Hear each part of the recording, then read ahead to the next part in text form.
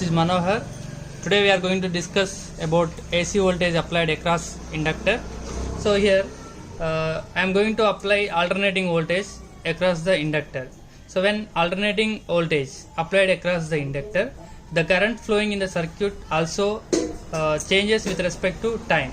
So let's see the mathematical expression for the AC voltage, that is V of t is equals to Vm sin omega t.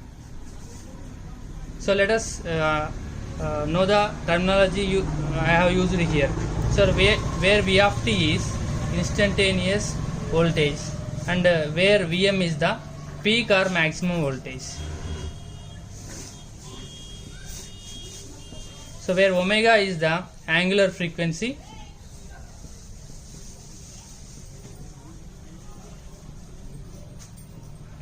where t is time. When a voltage which is changes with respect to time, it is applied across the inductor, so the current flowing in the circuit also is current whose value changes with respect to time. So we know that inductor is an energy storing element. It will store electrical energy in the form of magnetic field. So let us find out what is the formula for current flowing in the, or what is the formula for the instantaneous current flowing in the circuit. Okay, so to find out the I of t value, apply the Kirchhoff loop rule in the above circuit so that we can find out the I of t value. So what is the statement of Kirchhoff loop rule? The algebraic sum of all the voltages across any closed loop equals to 0. So here we are having only two circuit elements.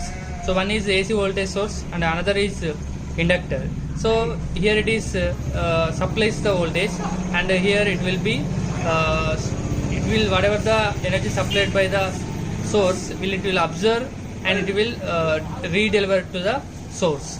Okay students, let's apply Kirchhoff loop rule in the above circuit. Apply loop rule.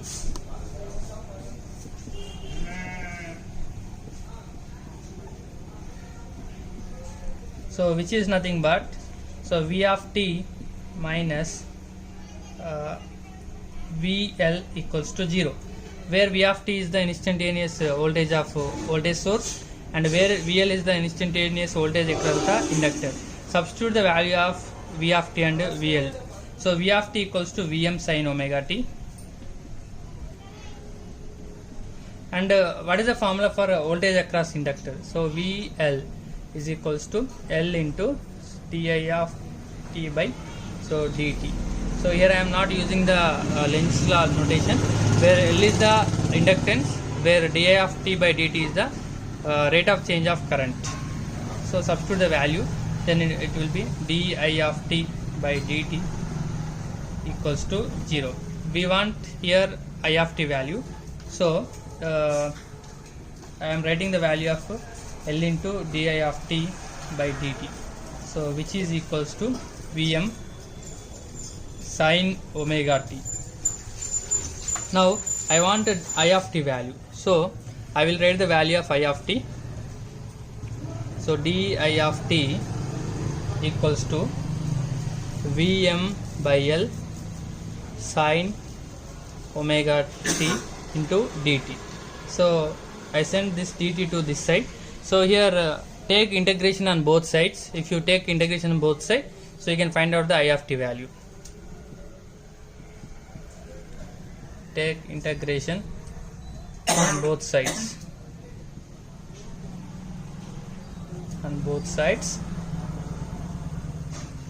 So integral di of t integral Vm by L sin omega t into dt. So here Vm by L is a constant, you can take it out from the integration. So what is the value of integral di of t? The value of integral di of t is I of t. So then I am taking this Vm by L out from the integration, then the equation will becomes integral sin omega t dt. See students, here this integration is indefinite integration. It is not having any limits. So if you integrate this, so integral Vm by L into sin omega t dt, so value will be, so minus cos omega t by omega plus c. So where c is constant, integration constant. So now the equation will be I of t equals to minus Vm by L, sorry, omega L into cos omega t plus c. Okay students, here c is constant, but what is the voltage we have applied here? The voltage which is changes its value with respect to time.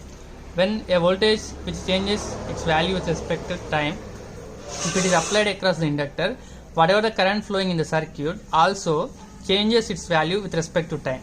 But here it is a constant, its value won't change with respect to time. Then we can say that the value of C is 0.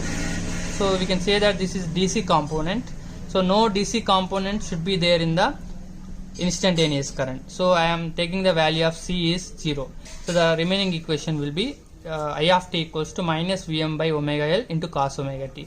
Here you can see I am introducing one more physical quantity in the denominator, so which is XL equals to omega into L, where XL is inductive reactance.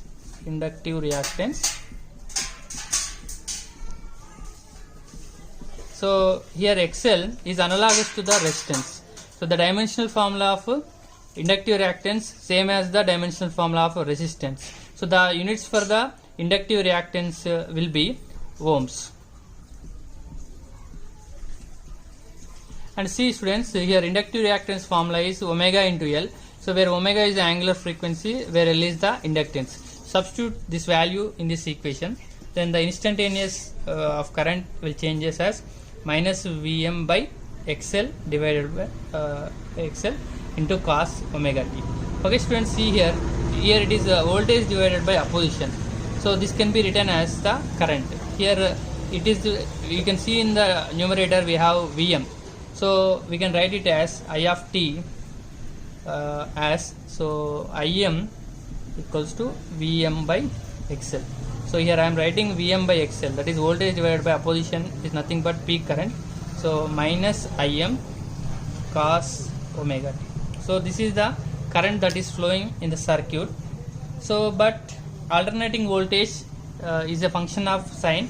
So I want to write this current also in function of sign. So in order to represent that, I will write the equation like this. So Im sin omega t minus pi by 2. So why I changed the instantaneous current from cos function to sin function? The reason is, if voltage and current both are in same trigonometric function, we can compare the phase relationship. So here by seeing this sign and angle, we can conclude that so there is a delay of pi by 2. That means here voltage leads the current by pi by 2, or current lags the voltage by an angle pi by 2. That is the phase difference. So that how to draw the phasor diagram and what is the phase relationship, that we will see in the next video. Okay, thank you students.